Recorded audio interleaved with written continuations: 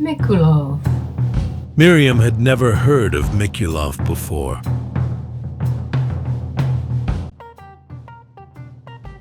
Yeah, Mikulov. It looks like a postcard. It also looks climby. What do you think? But one morning the internet said, "Go here." Let's do it. So she did. She packed comfortable shoes, but not comfortable enough. She didn't need a plane ticket or a guidebook. She lived nearby. And on this sunny Thursday, Mikulov whispered, "Come on over." She didn't need a grand plan. She had a backpack, a reusable water bottle, and delicious snacks.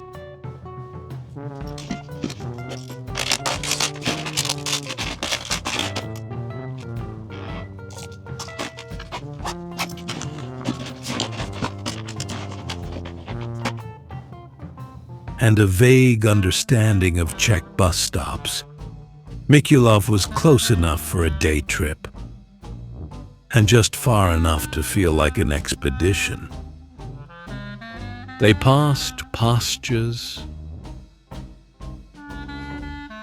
lakes,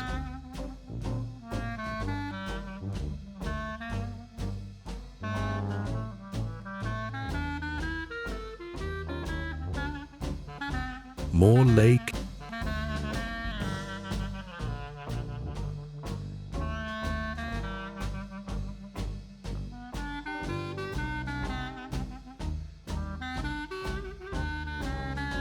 and vineyards.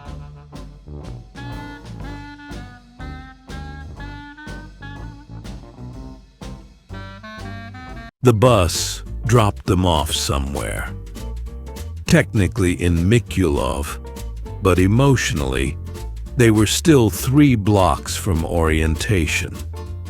Nobody mentioned that Mikulov was basically one large scenic hill, disguised as a town.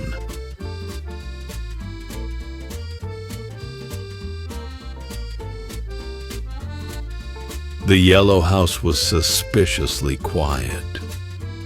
The pink one smelled like cake. Some towns have souvenir shops. Mikulov has staircases, Baroque staircases, medieval staircases, staircases with no logical end point. Are we going up again? We haven't stopped going up. I'm starting to think that Mikulov was designed by a mountain goat.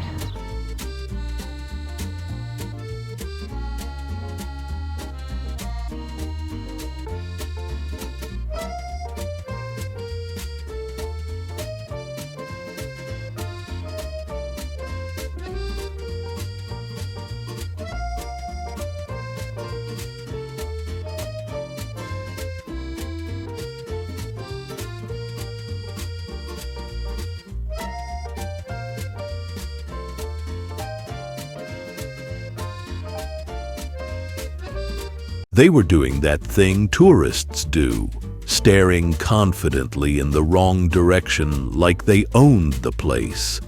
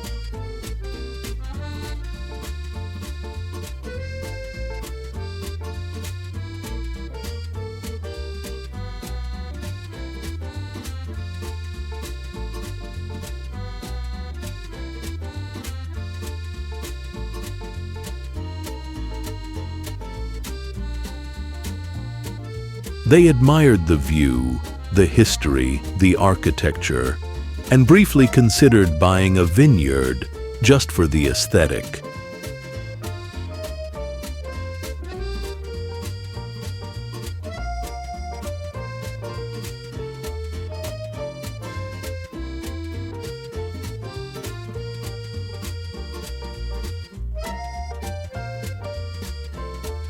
Every hill promised a better view, and they believed it. That's optimism, or strong calves, maybe both.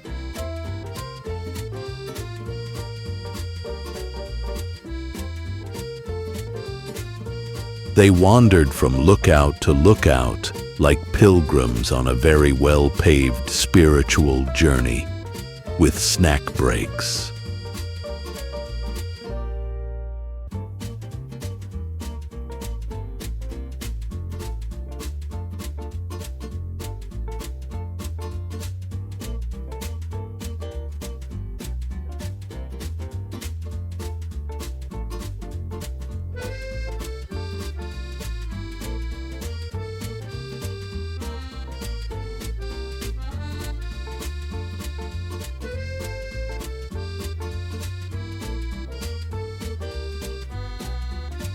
They visited the old Jewish cemetery, beautiful, historic, sacred ground, with somehow more stairs.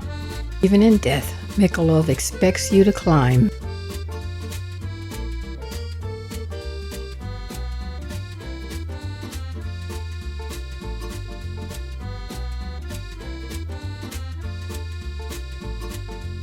They wandered out of town. The birds were chirping, the view was charming, and then the signs got suspiciously German.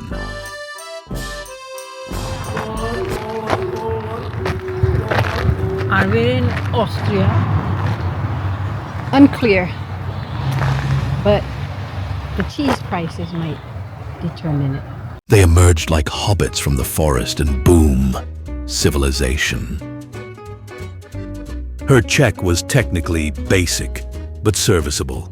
Enough to order drinks, enough to buy ice cream, and just enough to be corrected by a 9-year-old.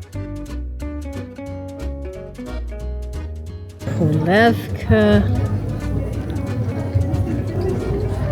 hlavný cholí,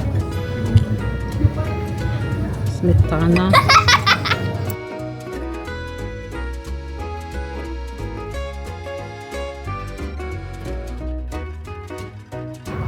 She said it's Smetanova, not Smetanova.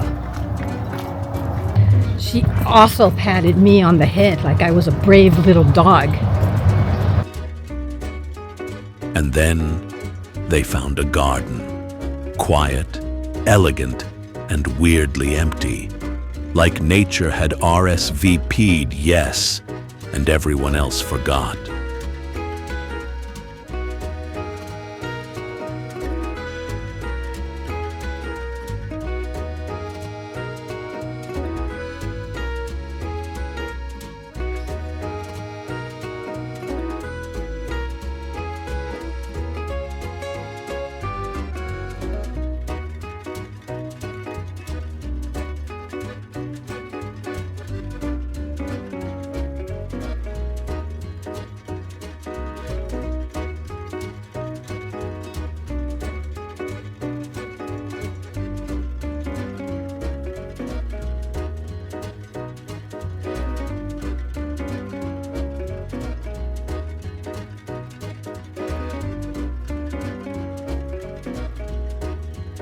They found a bench with a breeze, a glass of local wine, and one extremely motivated bee.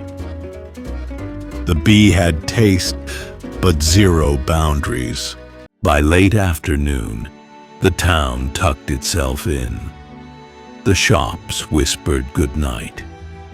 Even the pigeons looked tired. It was the kind of stillness that makes you whisper without knowing why. We should come back and stay longer. No one told them Mikulov would be this charming, or this vertical, or this accidentally Austrian.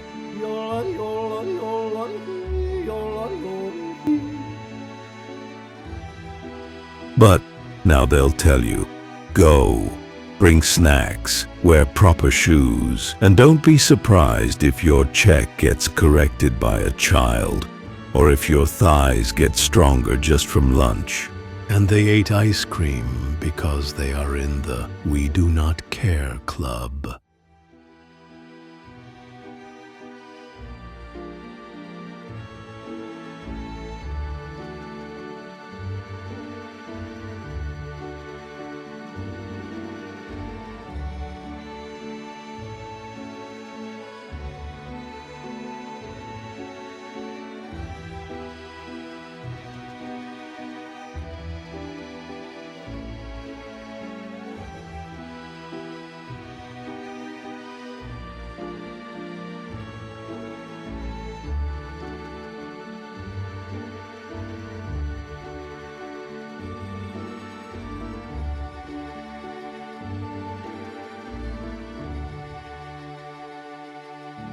They'll tell you, just go.